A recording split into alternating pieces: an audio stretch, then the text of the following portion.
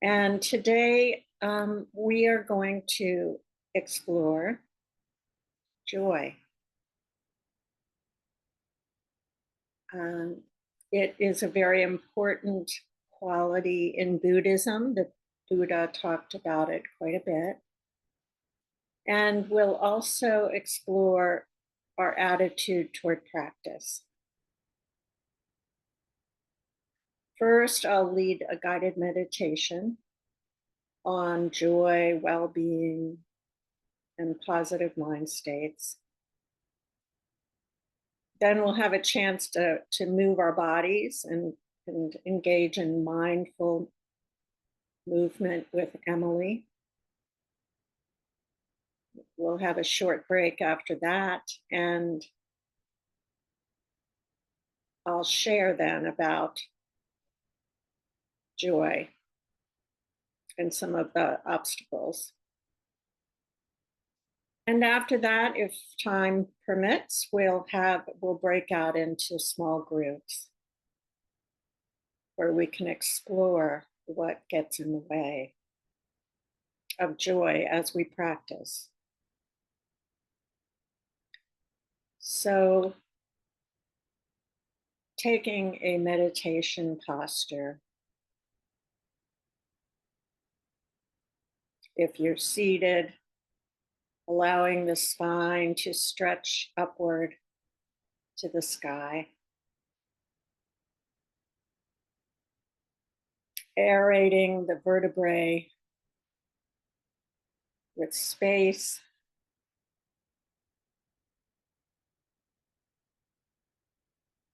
And at the same time, balancing uprightness with an openness and softening throughout the body.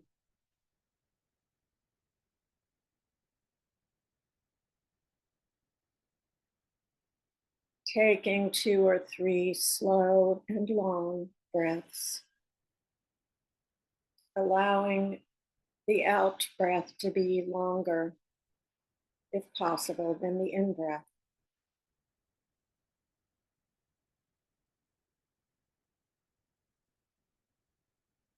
Releasing the air all the way out,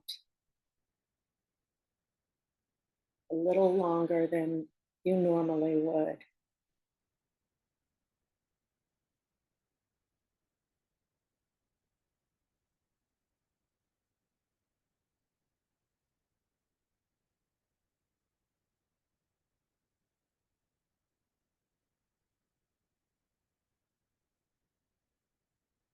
And then breathing normally, naturally.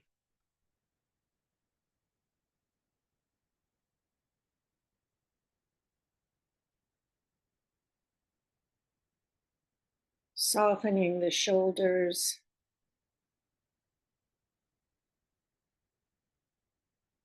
allowing them to shift downward with gravity.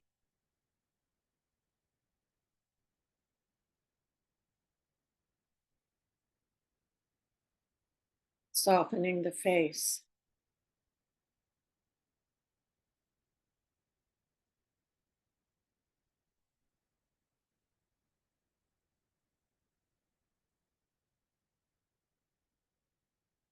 Feeling where your body comes into contact with the cushion or chair.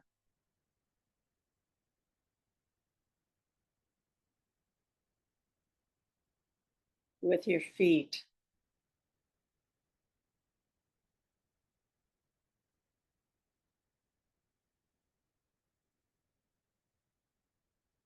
Feeling held, truly held by the earth.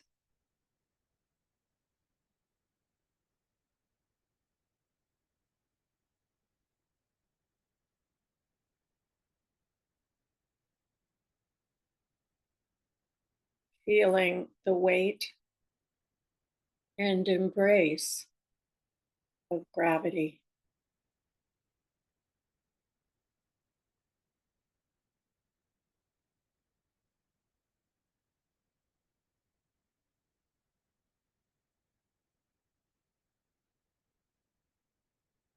noticing the warmth and weight of the hands,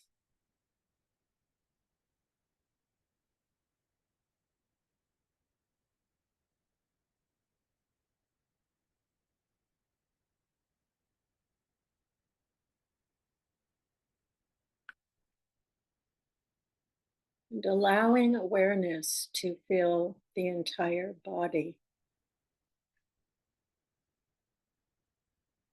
all the way to the ends of the toes and the head, to the outer limits of the skin, and a little bit beyond.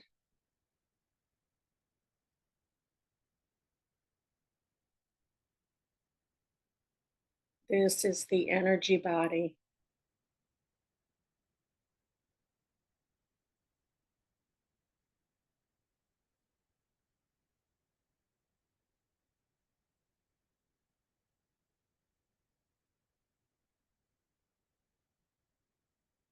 Just allowing awareness to fill the space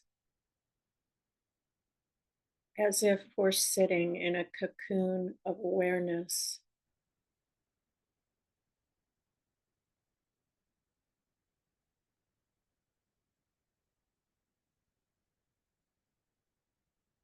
And feeling this with a light touch.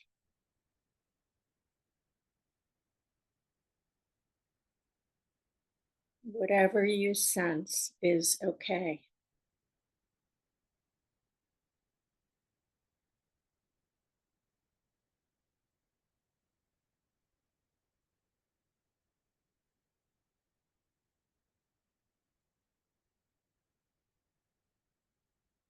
Practicing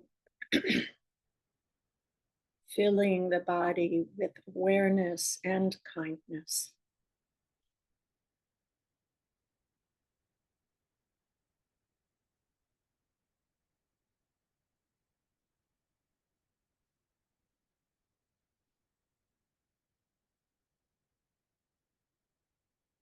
Keep stretching out awareness so it goes a little bit outside the body itself. The awareness may shrink as your focus shrinks. So continue to push it out.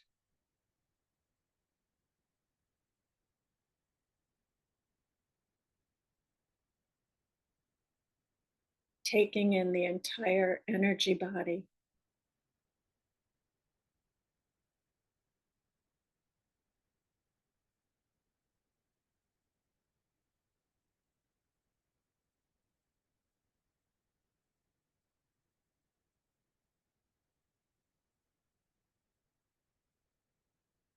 Feeling the energy and the life,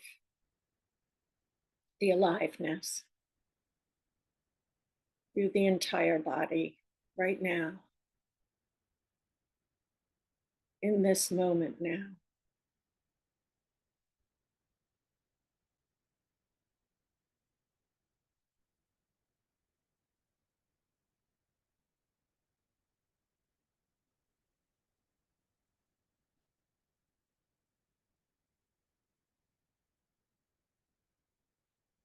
And if it helps, you may concentrate also on the feeling of the breath, wherever you feel it, in the nostrils or the chest expanding, or perhaps the belly rising and falling.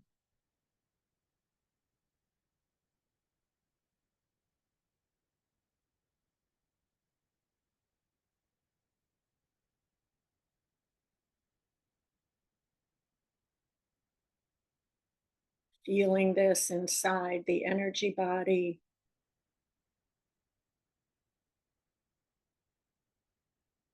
or if you like, just sticking with the energy body.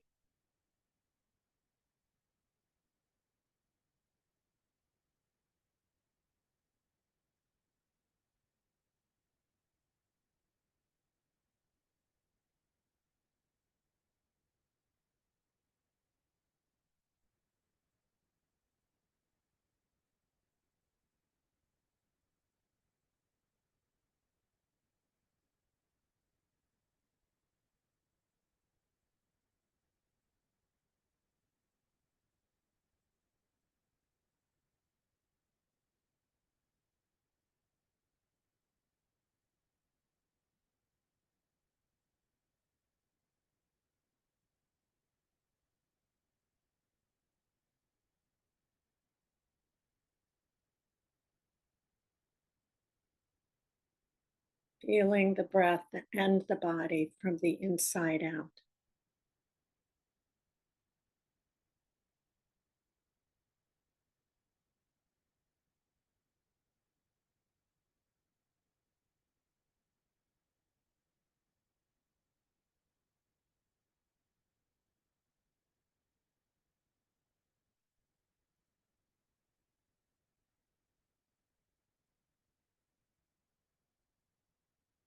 Pausing to establish mindfulness of the whole body, breathing.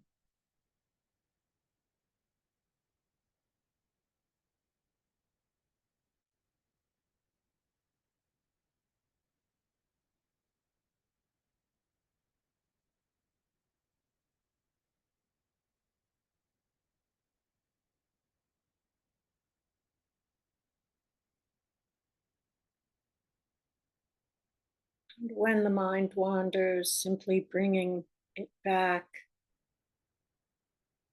to awareness of the whole energy body surrounding the physical body and to the breath.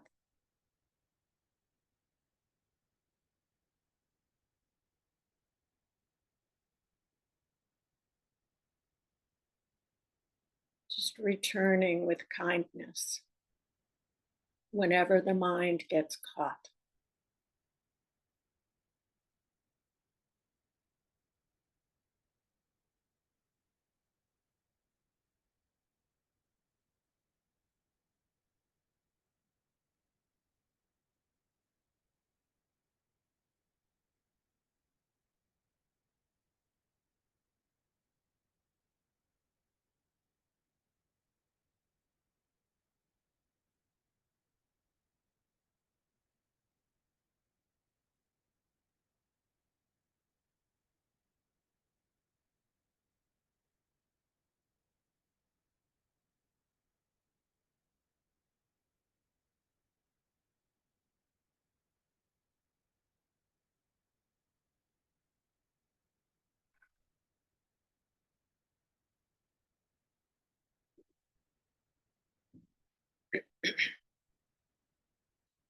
Tuning into any sense of well being or gladness.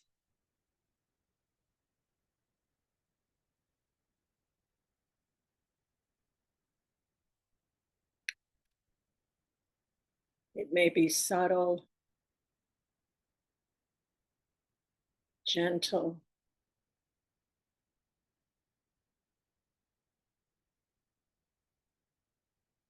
It may feel like comfort or resting. Can be any aspect of the breath,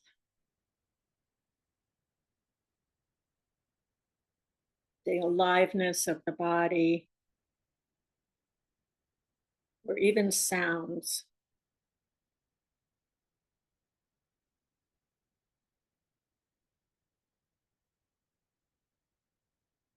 There may be a pleasantness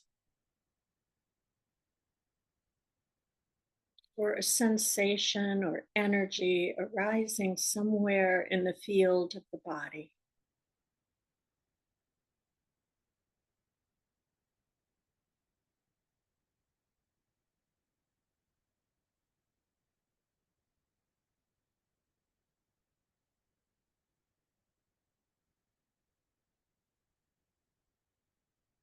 Just being acutely sensitive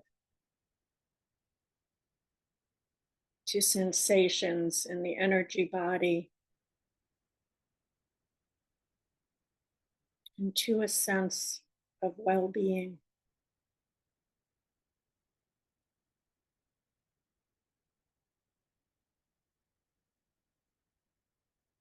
Not manufacturing, but just allowing whatever is there.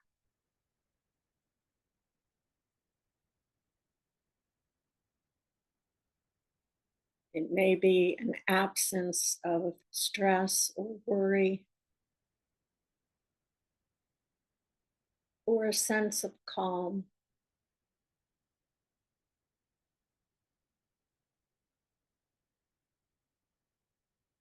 or even delight.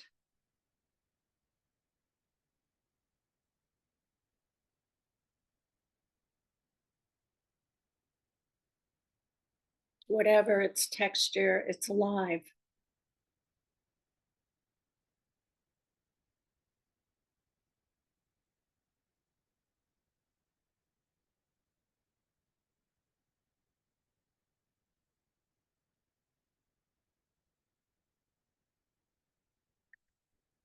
Opening to it,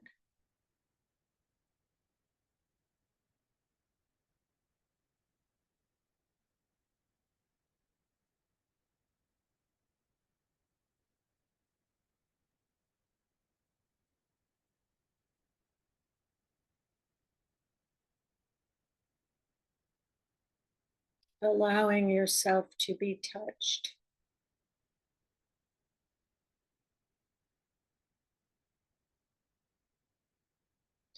by the beauty of aliveness,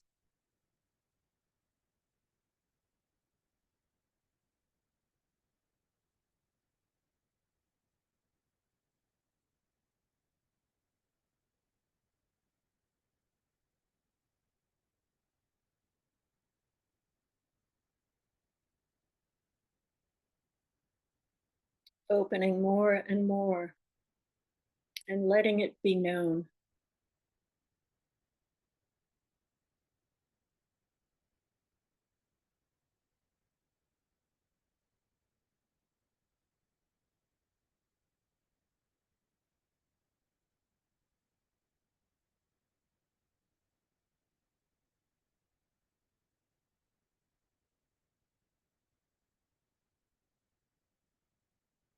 Noticing how the body responds to it.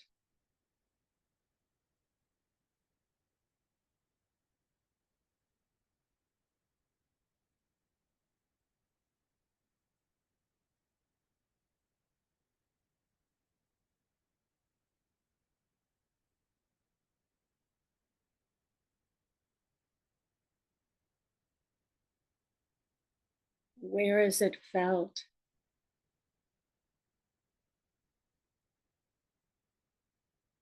Letting go of the anchor of the breath if the well being feels stable,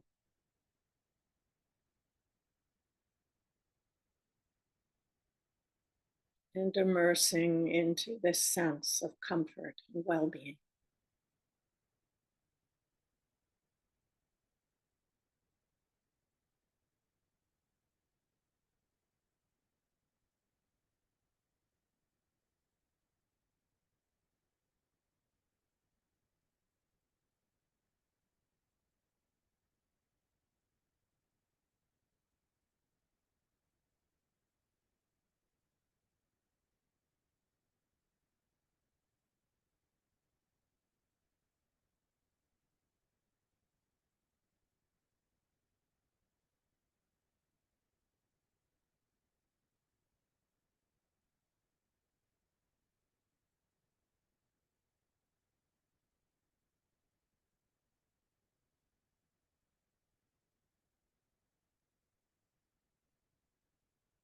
Allowing it to grow,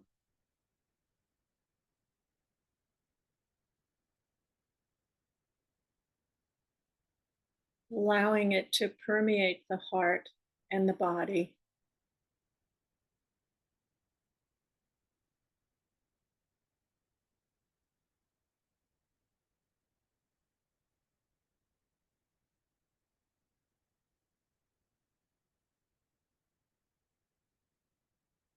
knowing this is the body, heart, mind open and alive,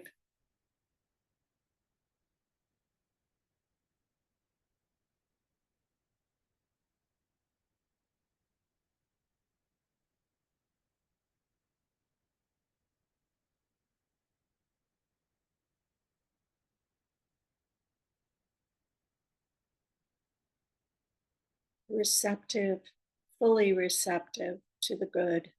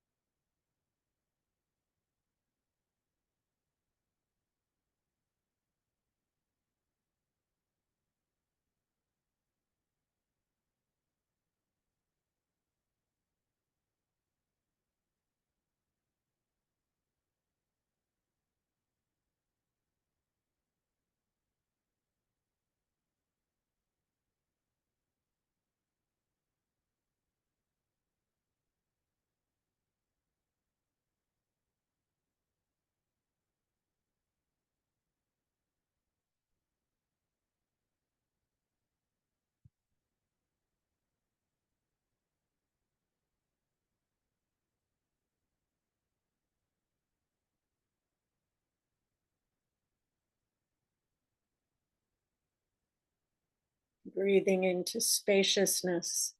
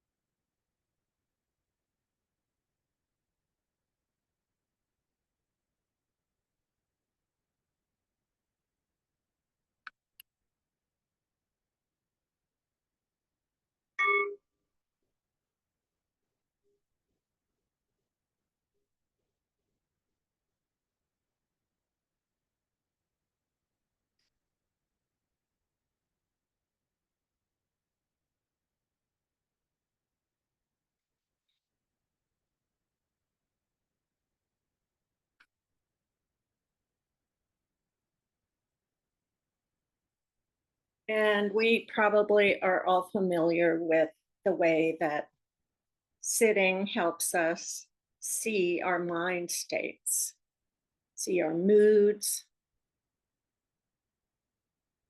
We're sitting there trying to focus on the breath or on sounds, and instead we see plans, worries, agendas, ego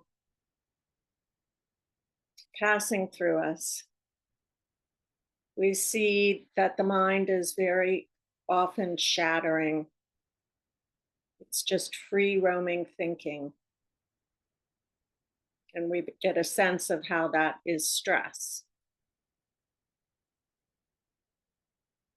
And we've also experienced how practice leads to peaceful mind states. When we move beyond the small egoic self, beyond concerns about what will I get, how will I do, how does this affect me, and we move outward to the world, to other people, to our interconnectedness. And I hope that we've all experienced that feeling into our inner life really leads to being deeply touched, to more tenderly loving other beings, the world, and ourselves. And yet, our attitude about practice may not, probably for most of us doesn't, reflect the joy that we know is available, because practice is effort. Effort can refer to simply getting on the cushion when we'd rather watch Netflix and eat popcorn. And it can also refer to letting go. That takes a certain kind of effort. When the mind gets caught in thinking, when we're sitting and we realize that, it takes commitment to let go of the thought. Some thoughts are very sticky. It's hard to let go of them. But we do, and we return to the body and the breath. And often we have to do that again and again.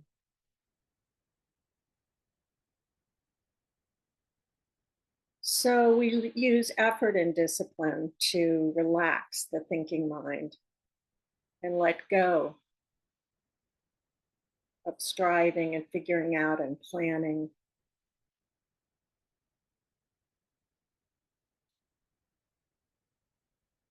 So sometimes our effort, though,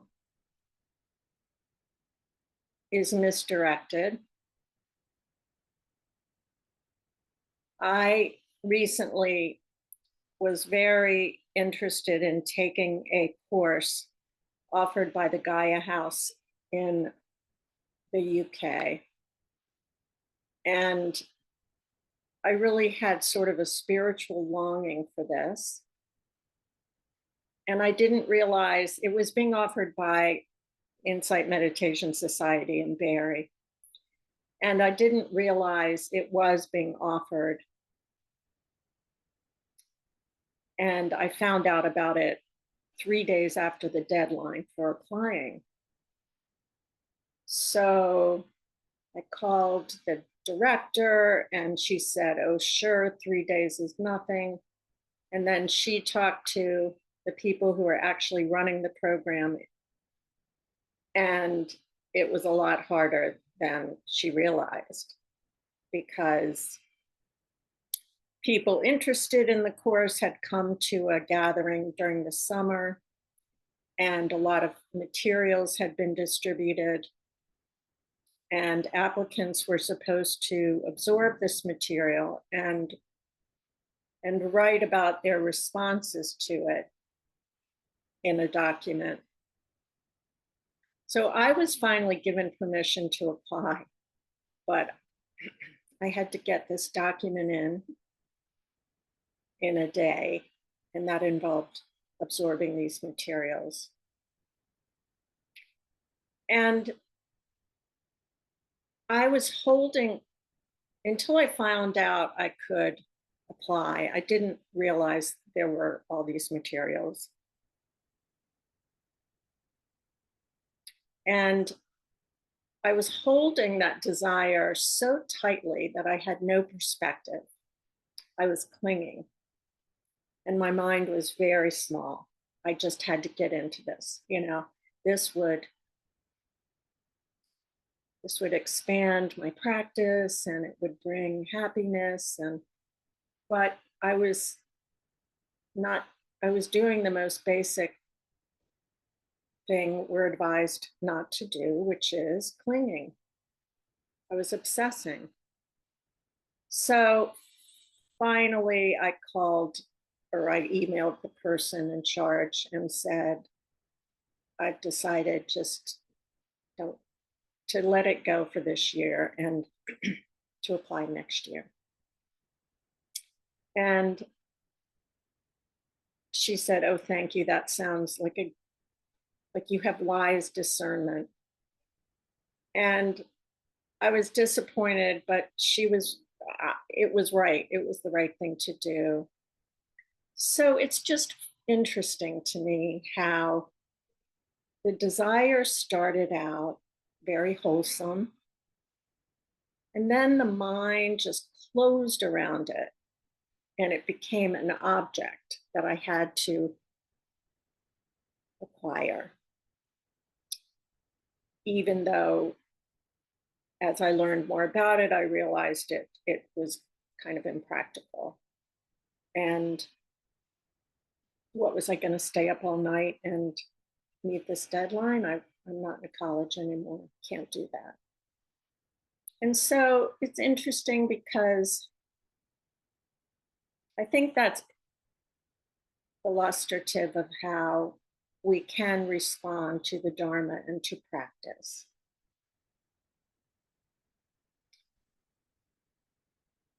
With a striving mindset.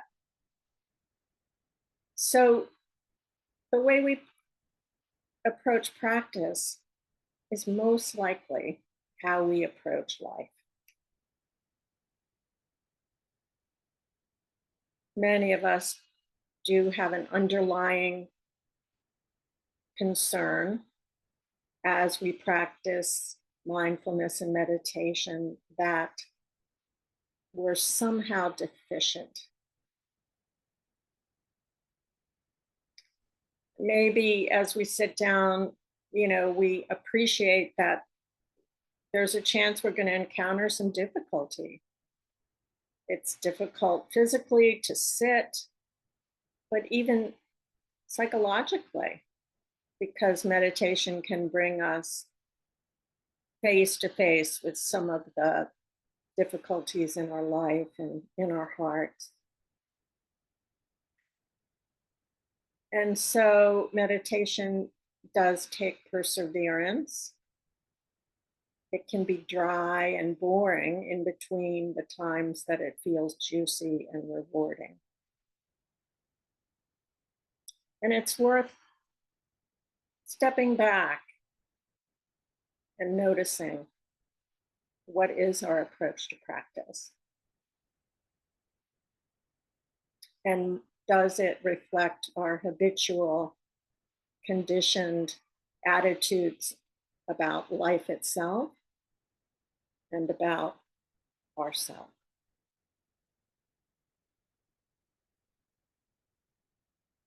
So, when I mention joy in practice, you may be put off by that word because it sounds too extreme or hyped up. Yet, joy in the Dharma can simply mean the possibility of freedom, freedom from the conditioned mind, or the comfort and sense of being settled and clear that we get from meditating and even from just being mindful in our everyday life. Joy can refer to the happiness we get from belonging in our community, in our Sangha. So, joy in the Dharma includes a wide range of experiences, from an ecstatic kind of sense of aliveness that can arise on the cushion, especially when we're deeply concentrated, to more subtle textures, such as you may have experienced during this meditation, feelings of well being, of harmony within yourself, or maybe simply the sense of seeing the beauty in the everyday. They're all expressions of a mind at peace.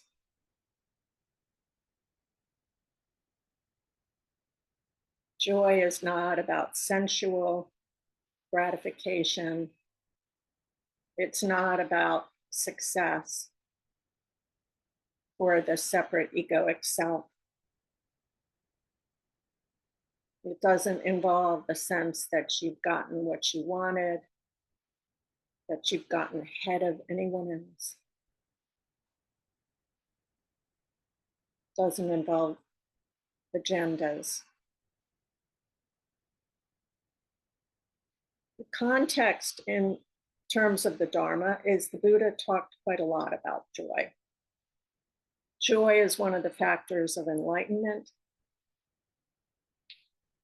The factors of enlightenment are 7 qualities that, when they are developed, they lead to awakening. And joy is said to be one of the active factors.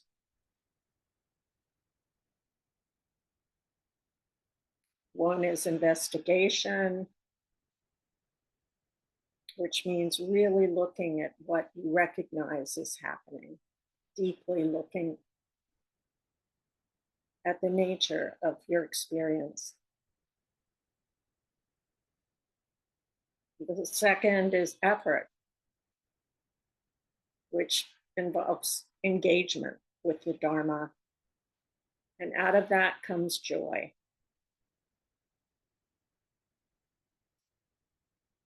Joy is one of the 4 divine abodes, or Brahma Viharas, and they are treasured mind states that we can cultivate and grow within ourselves. It's not something we're born with and either have or don't have. And these 4 are loving kindness, or metta, compassion, appreciative joy, and equanimity. And Rob Burbea, the British teacher, emphasizes that joy in the appreciative joy, divine abode, should be translated to encompass broadly joy for practice. It's traditionally thought it refers to as joy in another's well-being or success, which is, a sacred quality. And yet it also refers to joy as a generalized sense of delight that is awakened in practice. So joy is nourishment.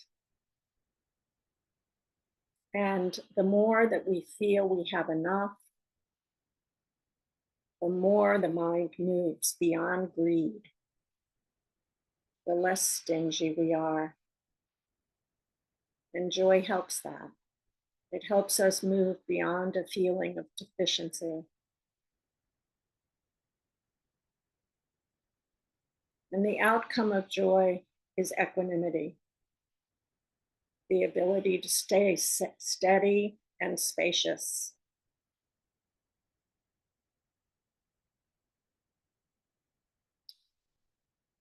So joy and effort are mutually reinforcing.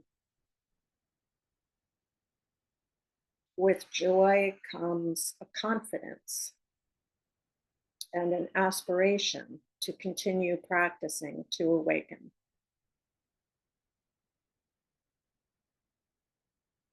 Joy reinforces effort because if we have confidence that despite our limitations, we can actually do it, then we will put more effort in. We'll continue efforting.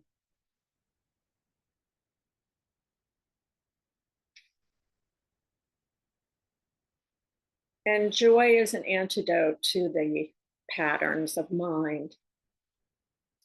From meditation and from mindfulness generally, how the mind gets caught in negativity loops, thoughts and beliefs about how there's something wrong with ourselves or our partner or our life.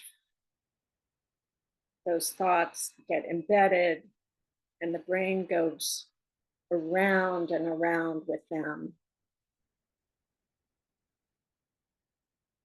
And when we cultivate joy, we're giving attention to that positivity, to that well-being. And the more we do that, the more the mind finds a groove in it. So the groove of negativity is replaced by this positive loop. And joy can come from just appreciating the beauty in our everyday life. So we practice it so that we practice cultivating it on the cushion so that it becomes a more habitual response to the everyday. So practice takes effort, as I said, and as you know. Let's just assume that you're meditating and it's 7:30 in the morning and the person next door starts using a drill. The mind might glom on to how annoying that is. And then how annoying the neighbor is because they don't care about other people. They don't even think about other people. And anyway, they don't need to do this project. They're always improving their homes. It's probably so that they can feel better than everyone else. They care so much about what people think, et cetera, et cetera. So these stories just multiply. And you might become aware through mindfulness that the jaw is clenched, the stomach's tight. And then you notice what you're thinking, what the mind is doing. And you get some space with that awareness. Oh, that's aversion. The drill noise is bad enough. That's the first arrow. But you realize I'm making it worse with aversion and with this narrative. That's the second arrow. And when you realize that, you have a choice. And that moment of choice conditions the next moment and creates our karma. You can allow your mind to continue judging how terrible your neighbor is. And sooner or later, the mind will probably move to judging yourself for letting it bother you so much. You're such a terrible meditator. Or you can soften around it. You can try to let go of the judgment. You might recognize that this difficulty is impermanent, it's transitory. You might even offer yourself compassion for the aversion you feel and for the drill itself.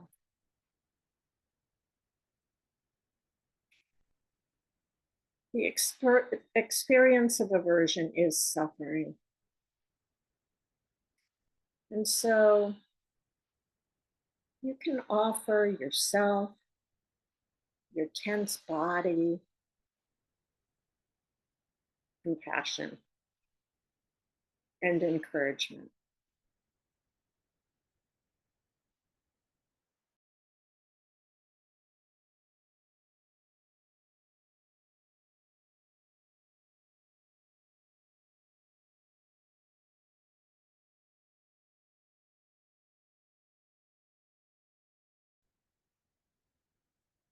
It means you're more likely to be aware when the mind becomes aversive in everyday life. And then you'll be more likely to befriend yourself in everyday life and encourage a skillful response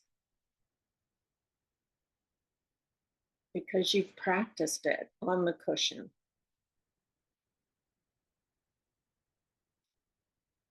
And just remaining, I want to note that just remaining there during this whole experience without moving and turning on Netflix requires effort and discipline.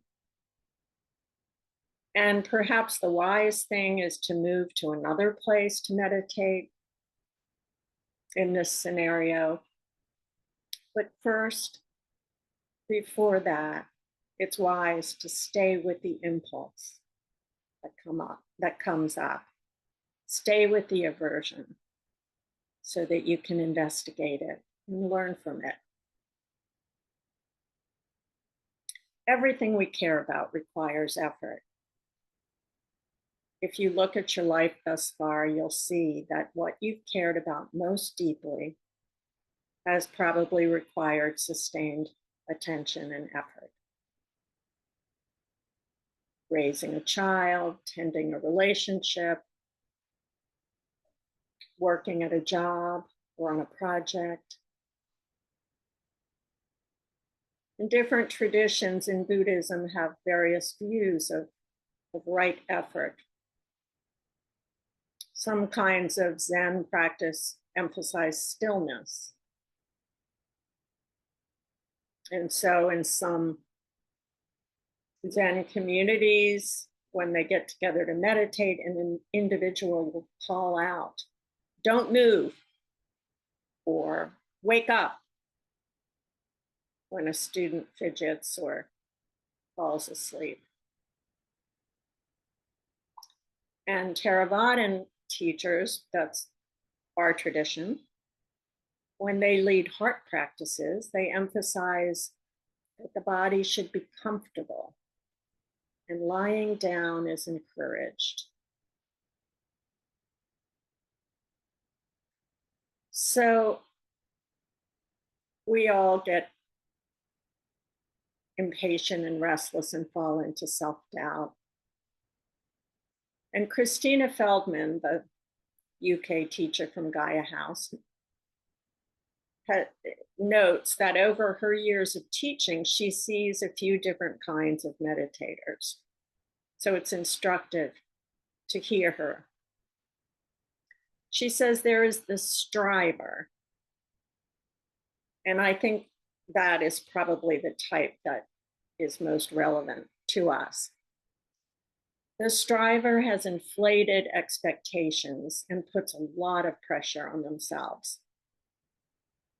Their sits are filled with self-evaluation, and there's often an outcome that they hope for.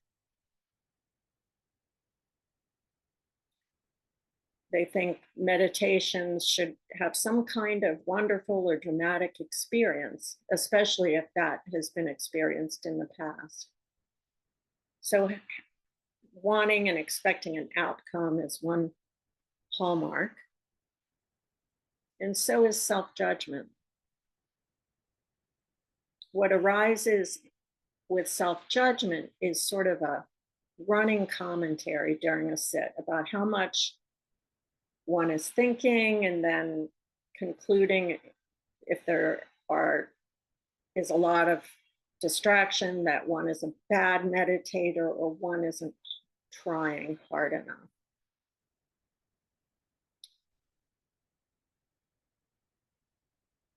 And this is often about comparing. Unconsciously or consciously, you might think that you're really an inferior meditator. You're sure that this person next to you is a better one because they're not moving at all.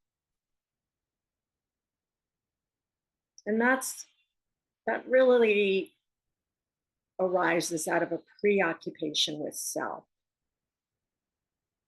The comparing mind is rooted in a belief and fixation on self. It's also related to perfectionism. An unconscious, usually unconscious belief that you have to be perfect.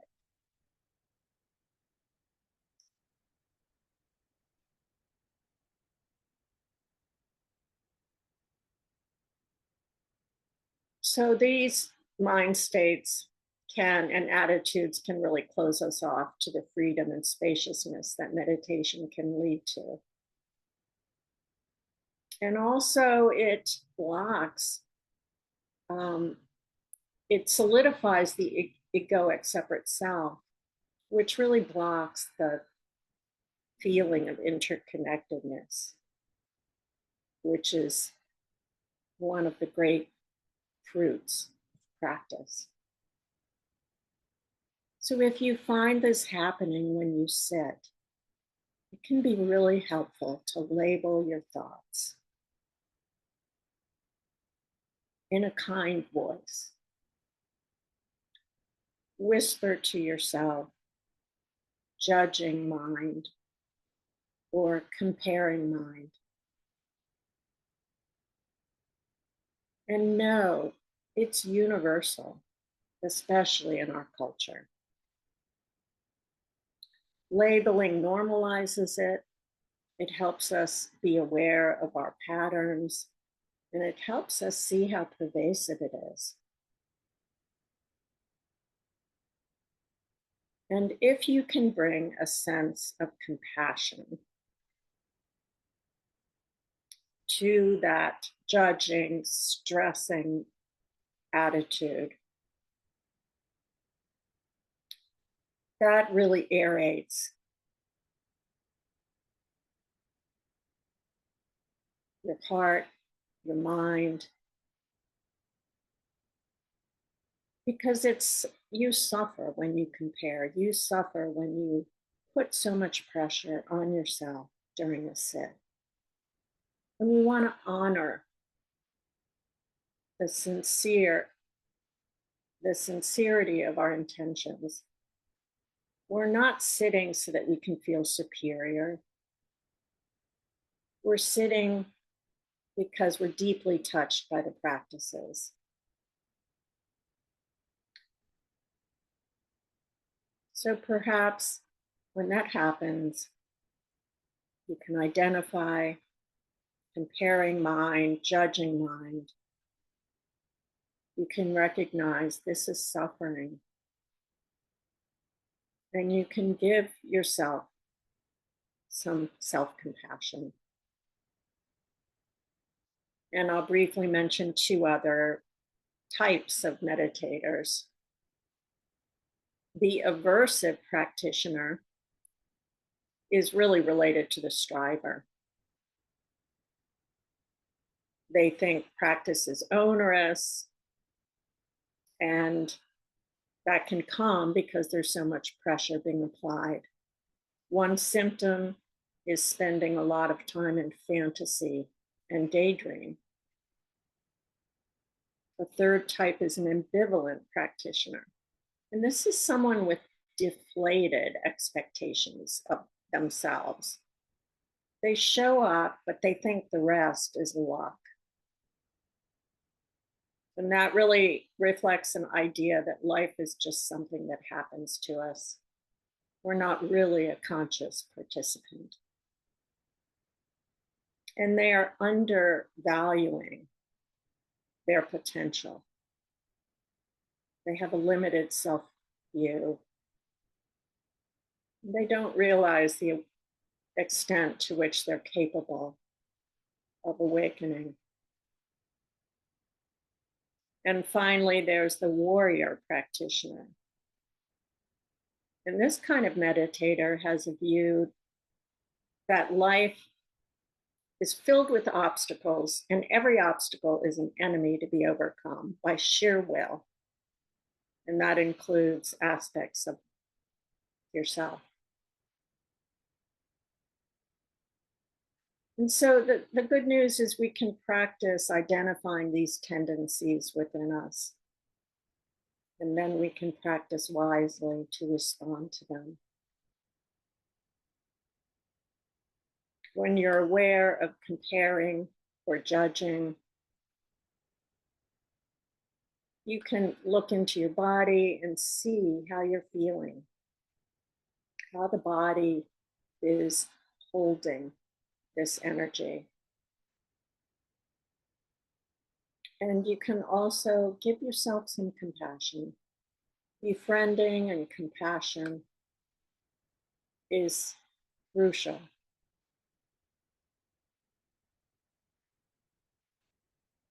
Thank you for your kind attention.